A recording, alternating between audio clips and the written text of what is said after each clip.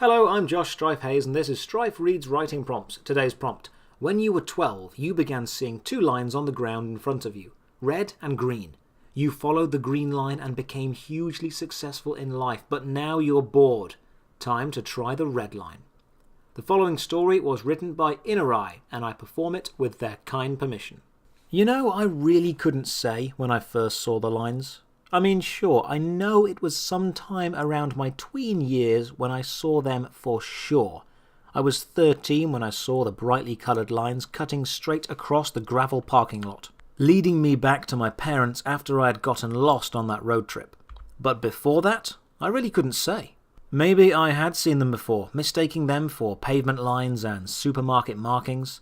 Regardless, after I noticed them, I couldn't help it. I saw them everywhere. Two lines, red and green, etched into the ground like they were marked in paint. No one else could see them. I'd commented on them once to my mother, and she looked at me like I was crazy. I was old enough at that point to know to keep my mouth shut, but I watched as they wove their way in and out of my life. And as one does, I inevitably found myself overwhelmed with the need to investigate them, to see where they led. The curiosity was more than I could take. The memory of that first time was too fresh in my mind, of the green line leading me straight back to safety. And so, when I was 14, I grabbed a bottle of water and a snack, and I followed them. The green line, of course. Green is good and red is bad, right? It just seemed smarter that way. It had taken me on a winding, twisting path, deeper and deeper into the city, until at last, I found myself at a robotics tournament being held that afternoon. It was thrilling. I had no idea that something like that was even a thing, but my interest was piqued. I decided I wanted to do something like that with my life, and I looked at that little green line with newfound respect. So I followed it again. Over and over I followed it, and time after time my life was rewarded for it. It took me to the front door of a prep school where I met Mr. Graves, whose tutoring I hold directly responsible for getting me into college a few years down the road. It led me out of danger as a kitchen fire burned out of control in my school, and it crossed my path with that of the woman of my dreams. Literally, we smacked into each other in a crosswalk. So here I was. I was 30 and the world was at my fingertips. I sat in my leather gaming chair in front of the desk holding all of my equipment. I looked out of the window of my top-floor penthouse, gazing down at the city below. The walls were covered with the awards I had won in automation and robotics and system design. My lovely, smart, beautiful wife was in the other room, reading a book as she brewed coffee. It was perfect, really perfect, all thanks to that little green line. But I couldn't help it. I was bored.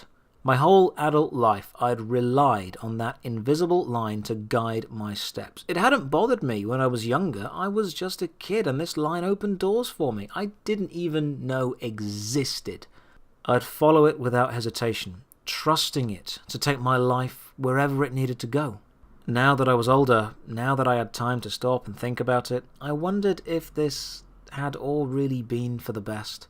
Had I just taken the easy path? Had I gone with the flow and given up on taking my life into my own hands? It kept me up at night, if I'm honest. And through it all, it burned in the corner of my vision, that red line. It seared into my sight like it was on fire. It demanded attention, begging for me to give it the shot I'd only ever given its green brother. That old curiosity was back. And so I grabbed an old messenger bag out of my closet, a remnant from my college days. I threw in bottles of water and a pocket knife, a charge cable for my phone, and a granola bar. I laughed to myself as I saw it. It looked so much like the bag I had packed all those years ago, when I first walked the green line. But that felt right, you know?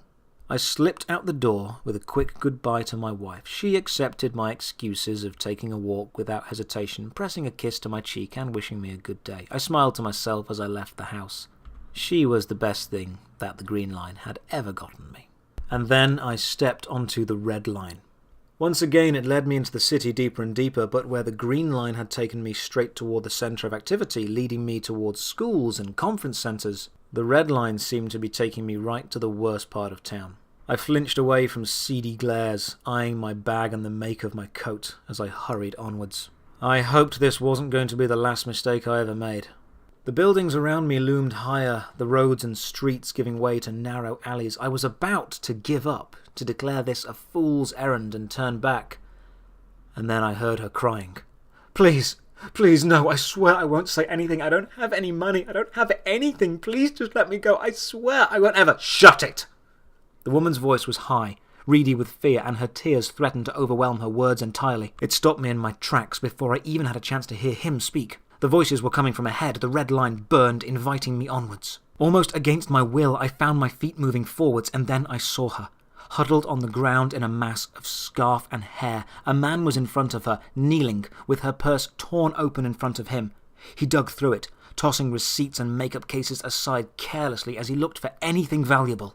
In his other hand, he held a gun. It pointed at her lazily, weaving back and forth as he eviscerated the bag. They were right there, no more than 20 feet in front of me. Neither of them saw me. The man's back was to me, and the woman was in no state to notice. My hand plunged into the bag slung over my shoulder, latching reflexively around the familiar shape of my knife. I didn't know what I was going to do with it, but having it in my hand made me feel a little better. I needed to call the cops. This was all wrong. There was no way I could do anything to help her. I was just going to end up getting her killed, or myself, or both of us. He had a gun. What could I possibly do against? His hand swayed, the barrel pointing back at her, his fingers tensed on the trigger. Before I had time to think, I was running. The knife was out of the bag now, gleaming in my hand as I thrust it toward him, toward his neck. If I could knock him over, if I could get that gun pointed away from her. I swore colourfully as I stumbled. The man grunted in surprise and pain as my knife dug into his wrist. I winced. Even as I ran headlong into him, turns out my aim with a knife sucked. But it got the job done. He fell, cursing and screaming, as blood flowed from his wrist. The gun clattered to the cold pavement, forgotten, as he stumbled back.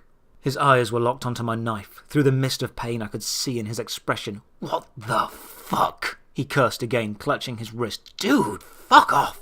I swiped the knife at him clumsily, more threatening than actually intending to hit him. He swore one last time, jumping back. Fuck this, keep your shitty purse, lady. With one last parting jab, he spun on his heel and vanished rapidly down the alleys. The woman was a mess, eyes all red and sniffling desperately, but she pulled herself together as I approached her, beginning to tuck her belongings back into the bag. Are you okay, Mom? I asked tentatively, my voice low. She glanced up at me, smiling. I am now. That asshole, I was so scared. Thank you so much. Thank you. I don't know what would have happened if you... Don't worry about it. I'm glad I was here. We should get you to the police. I cut her off before she could go on. I knew the signs of an incoming meltdown and figured I needed to get her somewhere safe before her emotions finally caught up with her shock. She nodded, accepting my offered hand with a grateful nod, and we stumbled onwards down the alley. I glanced downward. The red line brightly ahead of us. My stomach roiled. More? The noise of the city was returning to normal around us. As we returned to some semblance of civilization, I began to relax, just a hair. And then, as we turned toward the main street, I hesitated. The red line was turning down a different alley. It led me half a block down and then cut straight up to the front door of a little shack. I could see a tiny, hazy tendril of smoke rolling out from under the side door. The line burned, screaming red in its urgency. It seared a line into my vision as I looked down the alley. I paused, caught deep in thought, questions that had been lingering in my head for years, and answers that had suddenly become apparent. The green line took me where I needed to go. It showed me the easy path, the path that I needed to take. What if the red line showed me the hard path? Not the path that I needed, but the path other people needed me to take. What if it took me where other people needed me to go? Can you manage from here? I heard my voice say, ringing distant in my own ears. The woman glanced back to me, smiling faintly. I think so. Do you have to go? I think I do, yeah. I didn't look back at her. My eyes were still locked onto that little building. The smoke was growing, swelling by the second. I half turned, releasing the woman's hand and giving her a reassuring smile. She returned it shyly, waving as she merged back into the flow of pedestrians and made for the police station. I turned back to that red line, and then I broke into a run.